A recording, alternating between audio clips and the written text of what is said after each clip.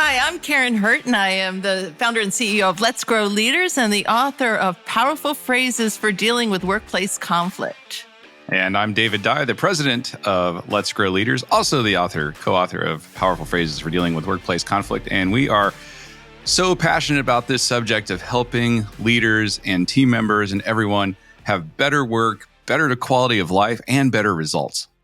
And so conflict, I often say to people that the most impactful thing I do is to help people have more conflict. Some people just look at me like I must be mental. So give us the positive spin on conflict. You know, so often people think of conflict as that negative thing that they would rather avoid. And, all conflict really is a difference of perspective, a difference of opinion, having a point of view. And if you can come together and have the conversation, on the other side of that conversation is often innovation, problem solving, more productivity, because you're not wasting time avoiding the conversation.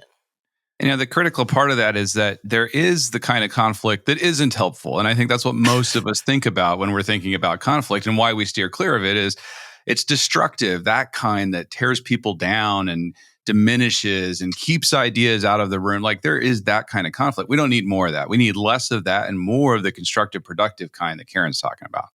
I suppose there are multiple conversations that we're nervous of having. From a sort of neurological perspective, like what is it that happens to people when they start to think about this thing and then they're trying to avoid it? What are people going through? There's some real biology at play here in sociology. We are social creatures. We don't want to lose status with our group. We don't want to be pushed away from the group. So there is this deep-seated fear of damaging relationships. If we're in a leadership or management position, sometimes we worry about losing the people that we need in order to be successful. And if we're part of the team, we worry about being excommunicated from that team or damaging those relationships or not being able to work together. And the reality is that not having the necessary conversations does all those things, causes all those harms. But in the immediate sense, that's the thing that we're fearing. Do you think get easier if you practice?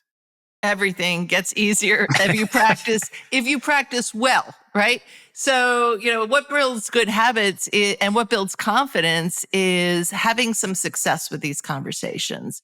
And so often people have not, you don't learn how to have conflict at university. And, I was teaching in an MBA program for a while. And the dean actually came to me and she said, we don't have a single course on communication. We teach all these fancy classes. We're going to have to teach it in orientation. Can you come ground these kids in orientation? Because it's too hard to change the curriculum. And it's curious, right? And you're not taught it at school. Often we have role models from our family that are not doing this well. And so that's why we want to really break it down in very practical ways and give some people some words that they can use as starters to have these conversations. Not only are we not taught it, but we're taught the opposite of it at school. If you've got nothing nice to say, that's true. Don't say anything. People feel it on behalf of other people. So a conversation is starting to, get spicy or juicy or something, right? And it's like, I'm thinking this is going to be great. Somebody brings humor in to diffuse the conversation. I feel uncomfortable on behalf of this other person. I'm going to make sure that this conversation doesn't happen. And so not only are you not learning how to do it, but you're making it hard for yourself. And then the organization or the context is making it even more difficult for you. Mm-hmm.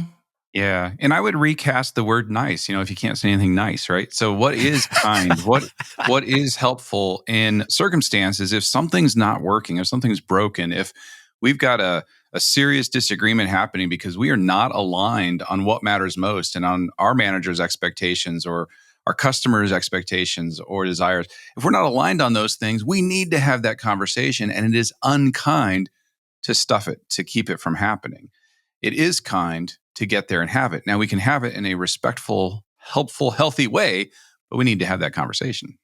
One of the ways I tee it up with people is often I think, we don't know each other, right? We've just met. But would I tell you you've got spinach in your teeth? right? I know this isn't conflict, but for some people, it's a similar sort of sensation, mental sensation to go, and when I do this, about 70% of people say, yeah, I'd tell you there's 30% of people go, I would never tell you that. I've never met you. Even if you have like a big green piece of broccoli, I'm just not going to mention it. And I think it's just interesting to see the difference. When I say, what if you left your flies down, or the lady's come out the loo and she's got a skirt tucked into her knickers? Are we going to tell each other? And at that point, it's like 50-50. And then I go, what about if I've got bad breath or I've got BO? People are like, no, 70% of these people are, I'm not going to tell you that you smell. You're doing me a disservice. Like, you must think I smell on purpose, or you must believe that I know. What if you told me that I smell and it was a surprise to me?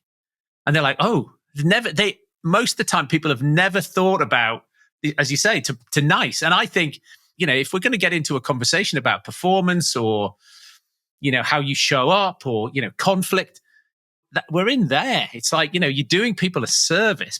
It's going to be really uncomfortable though.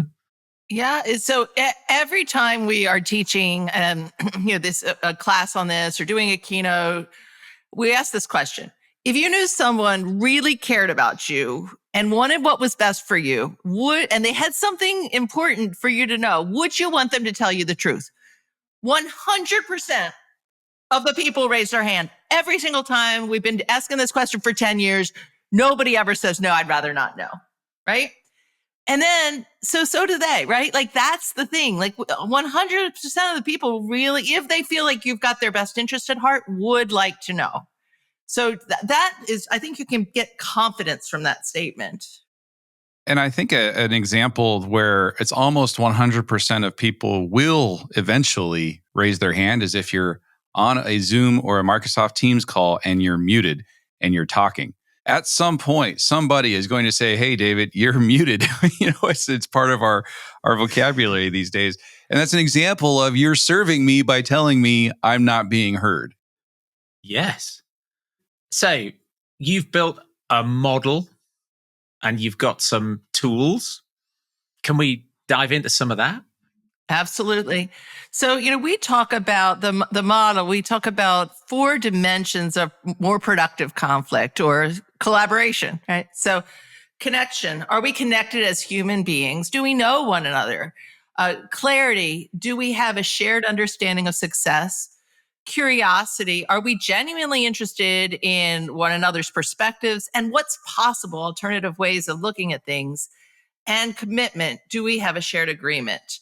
And taking any conflict or diversity of perspectives, if you can show up and say, what is needed most here? Do we need connection? Do we need clarity? Do we need to show up curious? Do we need to move towards commitment? That is really a shortcut to having a productive conversation. Each party needs to know the framework, or you can initiate it if only you're the one who knows. It's we encourage everyone, as you're picking up a copy of Powerful Phrases for Dealing with Workplace Conflict, to share that with other people, but you don't have to, right, Dominic? You can just know it yourself. So okay. The other person doesn't have to have any knowledge of the framework. But I, as a person who cares about the relationship, who cares about the results we're trying to achieve at work together, can say, all right, what the heck is going on here? Well, we clearly care about each other. Where's this coming from? You know what? They see the goal here differently than I do. Okay, we've got a clarity issue. Let's start talking about that. I can do that. I can have that conversation and initiate that conversation, whether they know anything about the framework or not. I'm just thinking back to some simple models of trust. Often there's a 3-legged stool. Character and competence are in there. So sometimes they get in the way, where it's like, is that clarity in your model? Like, we see this, I don't think you're very good at your job, and therefore, conflict is going to be difficult, or there's something about you I just don't like, right? Right. Yeah, I think both of those are connection, right? I don't feel I don't feel connected to you because I think you're an idiot, right? It's going to be hard if you really believe that, right? If you really are not giving the person the benefit of the doubt, it is going to be hard to have a productive conversation. If anything, the other person is saying is like, yeah, right. Like, so that's why you genuinely, connection, and then genuinely showing up curious as, am I really interested in the other person's perspective? And if I really have already written them off, then I'm unlikely really interested in their perspective. Okay. Does that mean if we don't have that connect, like we're on a hiding to nothing, is that these people shouldn't be working together? Well, it's if you realize it's not there, it's something to start working on. That human being has some dignity, has value, has something to offer, right? And so it's like, can we figure out what that is? Now, if you get curious, and we've got questions you can use and conversation starters you can have to find out what really is happening for somebody, because sometimes your boss might be micromanaging. They might feel like they stole your idea, or you might have a colleague who looks like they're lazy and whatnot. But all of those are interpretations, and there might be a truth underneath that we need to get to. And so we can have those conversations. We can ask, hey, I'm curious how this looks from your perspective. What's happening for you here? Hey, do you think we can take a look at how this is playing together and what we can do here? And you can have those conversations. If at the end of all of that, you get data that says this person really is, has no integrity, or is really seriously underneath it all, this is not somebody I need to spend time with, then that's a different decision to make. But most of the time, that's not the case. Most of the time, there are other things at play. Should we dive into each of those in more detail? Sure. That would be fab, Karin. Yeah. So for each one of these dimensions, we have this. If you can see, this is the GOAT. This is a greatest of all time powerful phrases. For each one of these, we have a GOAT. So behind me is our connection GOAT. And so, what are some of the powerful phrases you can start with there? Connection really starts at two levels. One is, are we connected before we even need to have the conversation, right? Do I know you? Have I invested in getting to know you as a human being? And then some of the greatest of all time powerful phrases for connection. One of our favorites is simply, tell me more. So somebody comes in, they're all fired up, and the first thing you say is not your perspective, and is to just say, wow, can you tell me more about that? Because then immediately the person is saying, oh, wow, they really are listening to me, and they are really interested in my perspective here. And another GOAT powerful phrase for a connection is, I really care about, and then you insert the thing that you genuinely care about, that your face will reflect that you genuinely care. I really care about you. I really care about this project. I really care about this outcome. And I'm confident that we can find a solution we can both work with here. So those are a couple of the connection GOATs. And then if we go to clarity, we mentioned that earlier about shared expectation of success. What does success look like? We're both on the same page. One of our favorite, greatest of all time, powerful phrases to establish clarity is, what would a successful outcome do for you? And the idea here is that whenever we're starting to get into a conflict, we both stake out positions pretty quickly. I want this, you want that. And if we can get underneath whatever it is that we're asking for, say, hey, what would a successful outcome actually do for you? Then we start to find out what is the motivation that the person really needs. So I ask that question, the person says, hey, listen, I have not been spending enough time with my family and friends. I have got to get home at some point here, and I need to invest more in my personal relationships. Okay, cool. And what I need out of this is I want to look good to this set of executives because I'm seeking that promotion. And somebody else on the team says, well, what I'm looking for is this. Now we have data that we can start to come up and craft a solution together. But until we ask that question, what would a successful outcome do for you? We're kind of boxing at shadows. We're not talking about the real issue. So that gets the real needs on the table. Now we can start to have a conversation. When you were just talking at the beginning and people start to articulate, they're not listening, they're articulating, and it can get personal. You got some phrases to de-escalate before you get into the next one? Yeah, we sure do. So, even what Karin was mentioning earlier, tell me more is an incredibly de-escalating, powerful phrase. Like, it's as somebody starts to fire up, and if you're in the conversation, you can start to see that happening. You're picking it up, you're sensing it. If you can just start there, just to say, okay, something's happening here. Can you tell me more? Often these two people, it's a two-step, right? And it's the same two people in the team, and they start bouncing and it's going, and the rest of the team just sort of lean back. Actually, if I think the power there is that one of them could lean in and go, "Oh, David, tell me more about that," and it just breaks the cycle. Yeah, because I see that all the time. It's like teams go, "Oh, these two people, they do it all the time.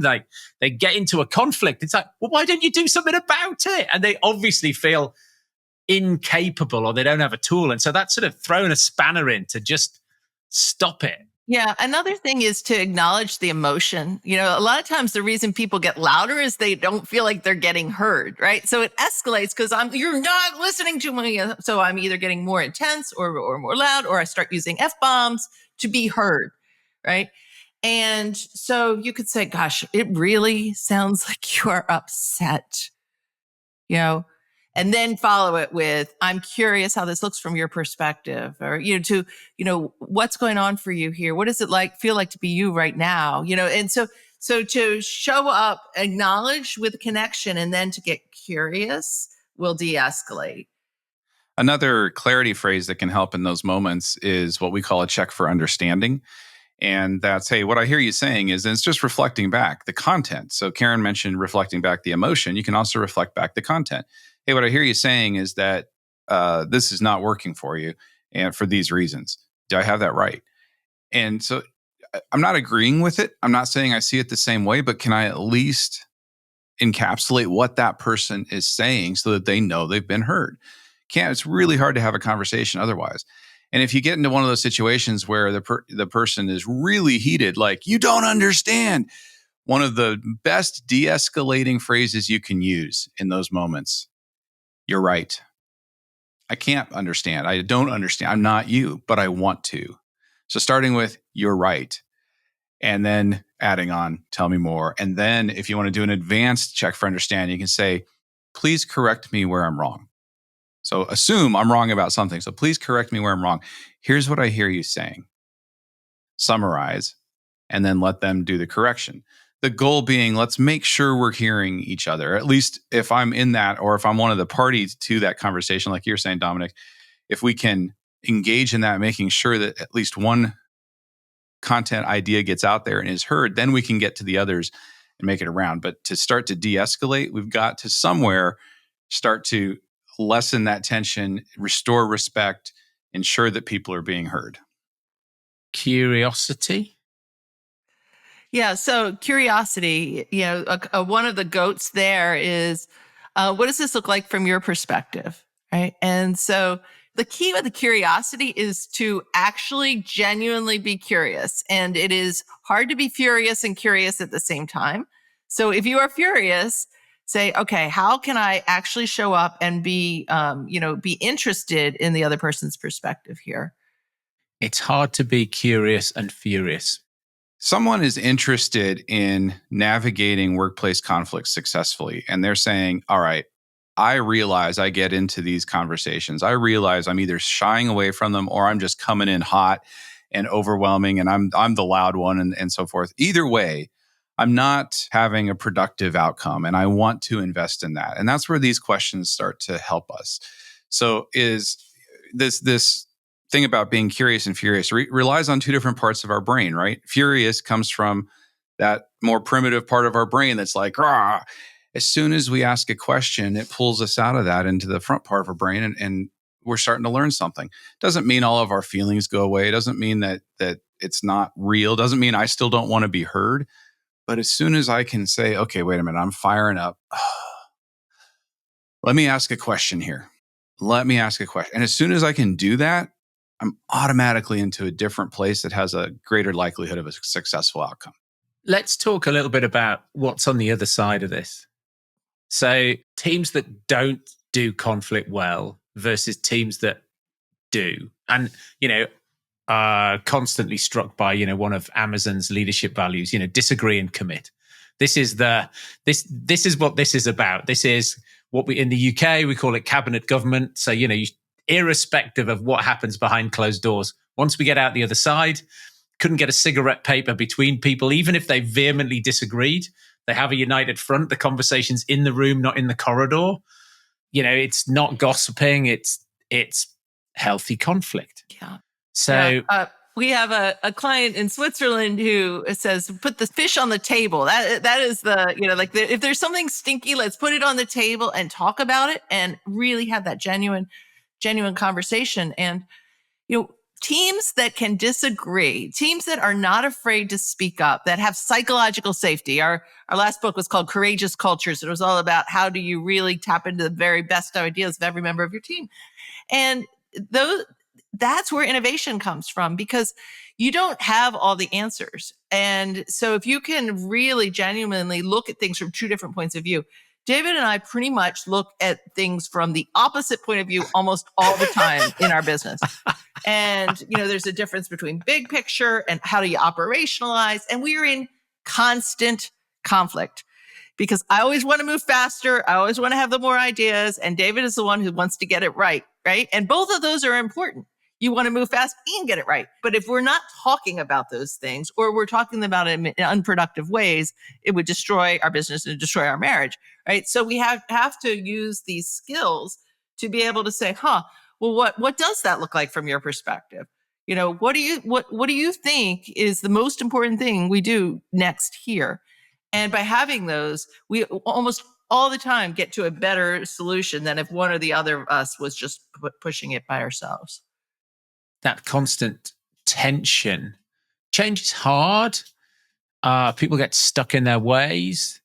I think innovation gets, particularly once an organization gets past like 100 people, where the pendulum sort of swings from that, making it up, moving fast, to what we need now in this business is process.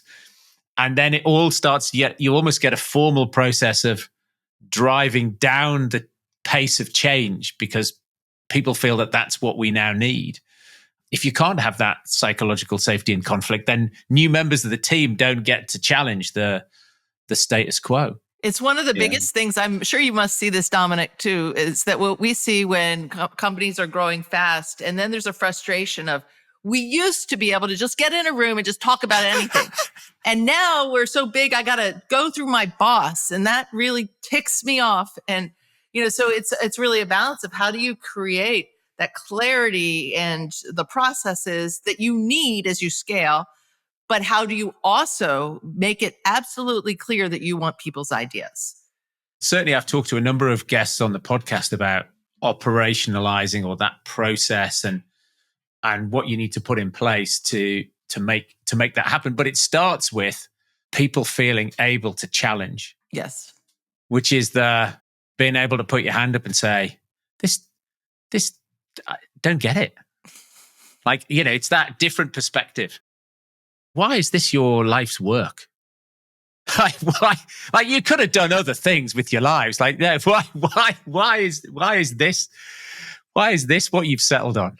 That's a great question, Dominic. And both Karin and I have different roots that took us to this focus on human-centered leadership, effective collaborative teamwork, and work in general. And it was interesting as we got to know each other, the stories and the values and the underpinnings of all of that, very different work backgrounds. Karin, part of a Fortune 30 organization. I was a human service NGO, and both executives in those contexts with decades underneath us.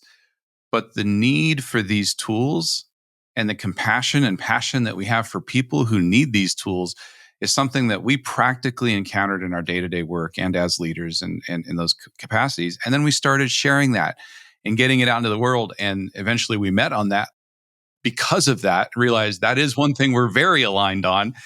And from there, started building it together. So that's a very 50,000 foot view. Karin, what would you say? Your passion for this stuff led you to get married. It did. Dominic, you at the beginning pre-show asked, what would we like to rant about? What I love to rant about is cynical, dehumanizing leadership and how you crush the hearts and spirits of the people in your team and why people are still leading that way. That would be my rant. But, yes, we did. We wrote our first book together, and because we realized we were writing a very similar book, decided to collaborate, even though David lived in Colorado and I lived in Maryland, realized we had fallen in love along the way, merged our businesses together, and now we get to work together all over the world, helping to build practical tools for human-centered leaders. I did an interview yesterday with Alex Osterwilder, and we were chatting about AI. And he was saying, it was like, well, what if you ended up working for an AI? What if your boss was an AI? I said, I've worked for some people where an AI would be an upgrade. Me too. Preferable. So it's just... It is funny, though, you say that, Dominic, because I was using some AI over the weekend to help with write some facilitator guides for some curriculum that we were building. And I literally wanted to kiss the computer. It was so good at some of the stuff that it was doing. So, sometimes the AI is better than a human. I was like, I know. I looked over. I said, do I need to be jealous?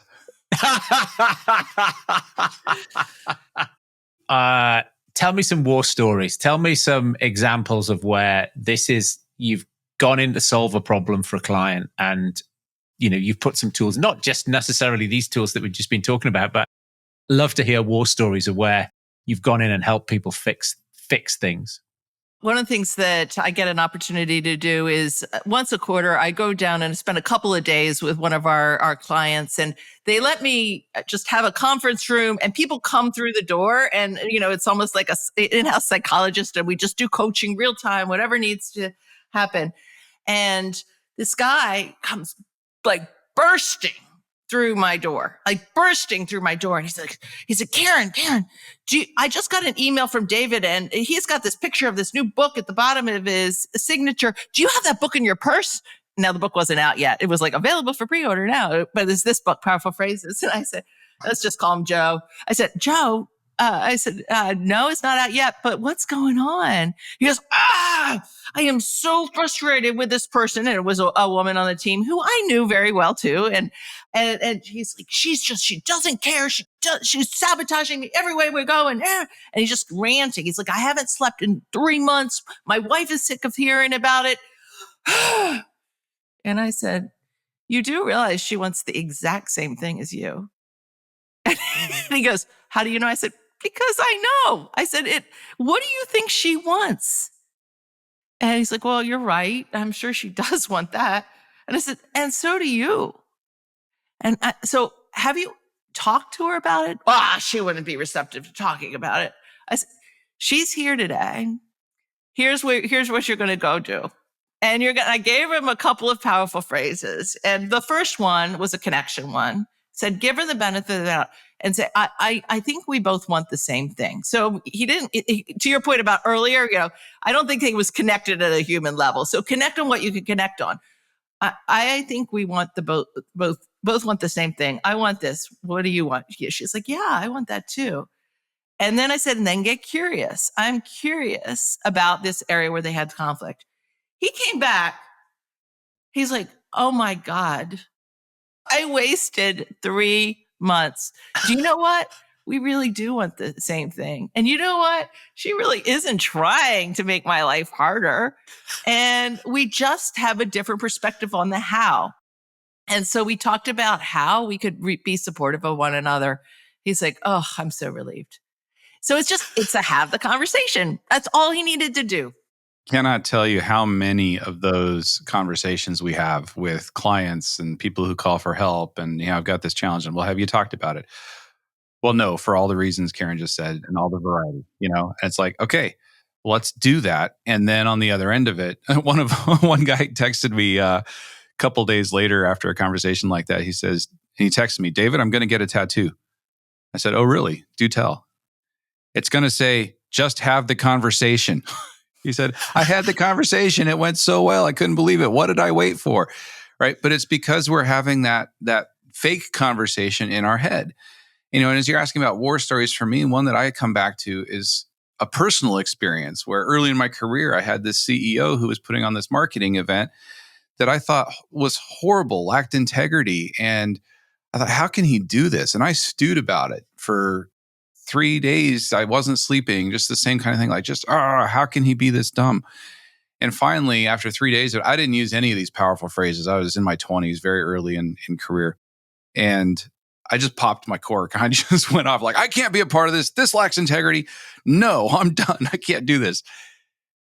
And he did not react the way that I expected by telling me to pack my things. He said, David, I don't see it that way. But I don't want you to violate your conscience either. And then he asked the question I really should have been thinking about from the beginning. He said, David, how can we make this work for you? We need to do this event. How can we make it work in a way that's going to honor your integrity and achieve the outcomes we need to achieve? Took me like 10 seconds to come up with an answer that worked for him. And he says, yeah, let's do that. Like, oh my goodness, the amount of wasted stress and frustration, all agony, like not sleep, all of that just because. So I was so grateful for him for that process of teaching me what's possible if we have the conversation. On the other side of that, if we don't say anything, that's when silence is selfish. That's when my silence is preventing, robbing somebody else of the opportunity to make a different choice. And it's robbing me of what I would learn by saying something. And so that to me is so much of the value and the importance and the lived experience of why this works. And it's possible you'll have the conversation in a very productive way and you won't change their mind, right? That is possible. Like you are going to still be in it, but at least then you have data and then you have choices about what you do next. Because you're not going to resolve every single conflict. But if you don't have the conversation and you assume that people are thinking a certain way, you haven't given them the benefit of the doubt. But if you come back and they're like, yeah, they really lack integrity and I just cannot align with their values and this, then now at least you have tried and you have data and now you have choices. Is it data driven? Like, do they have an opinion or is it a belief? Right. And so often I say to people, look, what information or what data would I need to share with you for you to think differently about this thing that you're talking to me about? And if they say, well, you need this data and from this source, and it's like, oh, okay, so it's an opinion and we could change it. If they go, nothing. Right. There's nothing. It's like, oh, that's a belief, right? And I'm probably stuck. Like I have to go around them or something because they're impervious to data. You know, it's like, yes. Well, okay. And then there's another thing, there's another conflict that maybe you can help me with. So I quite often use Lencioni's working genius, right? Which is, you were talking earlier about the sort of, visionary and planning, right? So it's like some people are on this, continuum or whatever it looks like, right? And we might have a sales director. I have had this. And so they're very in the detail, right? So they're great at executing, but, market shifts, and they're going to need to innovate a new go-to-market plan. So the executive team's together and they say, we need a new go-to-market plan. Everybody's nodding. Sales director's feeling, that must be my job because I'm the sales director. And everybody else is thinking, that must be his job because it's in his job title, like he's the sales director. 6 months later, there's no new plan because this person couldn't innovate if the hair was on fire. But they never ask for help because they feel like it's part of their job and nobody else tells them they can help because they feel it. So there's this sort of expectation barrier, which then, of course, by the time that it all blows up and everybody's terribly frustrated, often you can't like we've lost too much time and we can't get back from it. That takes courage, right? To say that it's funny that you say this because I am in charge of marketing and sales for our very small company, right? And I say to David, I know that writing marketing copy for our website should be in my job description. I suck at it, right? So I get it's my job, but I'm going to need to get some help because I don't like it. I'm not particularly good at it. And I'm good at a lot of other strategic marketing things, but writing marketing copy, even though it's in my job description, is not for me. And, I think we've just come to realize that, and I think that then you work around it because just trying to do it poorly isn't going to serve anybody. There's also in our last book, Courageous Cultures, we tackle this subject head on. And that is that no leader or manager anywhere on the planet, I don't care what company, what business, even if it's a one-person show, nobody has all the answers in today's world. Nobody. We all have our perspectives. We've all got our limitations. And the world is a complicated, interesting, ever-changing place. None of us have all those answers. So the idea that we would is ludicrous. And if we're hanging on to that from some kind of shame or something else, like it's fake, like get rid of it. And some of the tools that we can use when we're finding ourselves in that situation, one of them that we talk about is courageous questions. And it's to get really specific. And one of the best things you can do as a leader is to bring the right question to your team, to your colleagues. It's not to try to have all those answers. If you have all those answers, you're not leading. You're probably doing the work of an individual contributor. So if you are in a leadership role like that, faced with a changing environment and problems you need to solve, fantastic. Leverage everyone around you by asking specifically for their ideas and clarify, what would a successful outcome do? What would it achieve? It would allow us to respond to this changing market. Okay, great. Give some criteria. All right, let's get some ideas on the table. Like, that's the best thing you can do as a leader, is to ask the right question. Yeah, it's interesting because I think one of the reasons why this is so hard, particularly at executive team level, is that until the point you become on the executive team, all of the other promotions you got was because you were an expert in a thing. And now you get here, now I have to collaborate. If this is a proper executive team, I'm now collaborating. My skill is collaborating and difficult conversations and conflict. And not only did we not teach it at school or college, but it actually wasn't useful. I didn't need it for all of my other career promotions. And now I get here and all of a sudden this thing that I need, I've never done that before. And so people go, oh, I don't want to step away from that. I don't want to lean into this thing that I'm not good at. And in many cases, people are growing up in a stack rank world. I know that was really true for where I came from. So I was at Verizon for many years, 2 decades. And for a lot of that time, that's how it rolled. We were stack ranked against each other, which is the opposite of collaboration. Yes. It's dog eat dog. Certainly that's one of the reasons why Microsoft ended up getting rid of their stack ranking, because it just drove completely the wrong behavior. Yeah. Other than courageous cultures then and powerful phrases, what other top book picks do you have for me or for the audience? Well, I'm happy to start that one off. I'm currently about 2/3 of the way through a book called Crossings by Ben Goldfarb.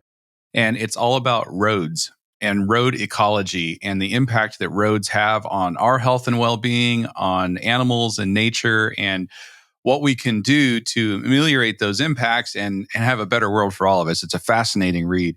And then another one that, if it's been around for a while, one of your countrymen, is 4,000 Weeks, Time Management for Mortals. And anyone who hasn't read 4,000 Weeks by Oliver Burkeman, I cannot recommend that book highly enough. Really puts the choices that we have in stark relief so that we can make the choices that are the most important ones to make effectively. One that is older too, but has really influenced the way I think about collaboration is Tribes by Seth Godin. I hardly get out of bed before reading Seth Godin's blog in the morning. I always, and we're always like, was he at our dinner table last night? Was he eavesdropping? But Tribes is, how do you build communities of interest, of things that are, and he has a line there, to spread the word. People don't do it for you; they do it for each other. And so, if you have an important idea, how do you present it in a way so that other people want to share your idea in order to be helpful to one another? What's your genius? I am a good teacher, and I stay calm most of the time.